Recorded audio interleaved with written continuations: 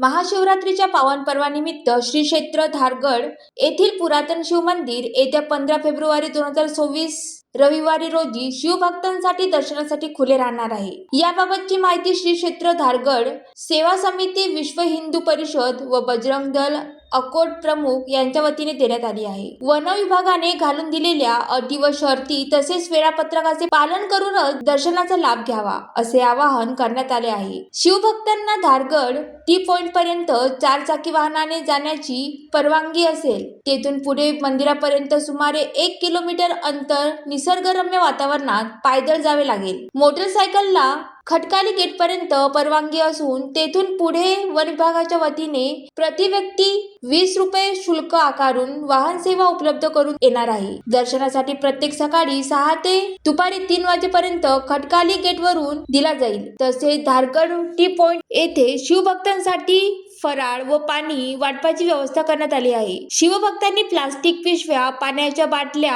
ज्वलनशील पदार्थ, धारदार शस्त्रे यासारख्या वस्तू सोबत आणू नयेत आणि वन विभागाच्या सर्व नियमांचे पालन करून शांततेने दर्शन घ्यावे असे आवाहन आयोजकांच्या वतीने करण्यात आले आहे। ज्वालादीप न्यूज करिता अभिजित सोळंके, अकोट।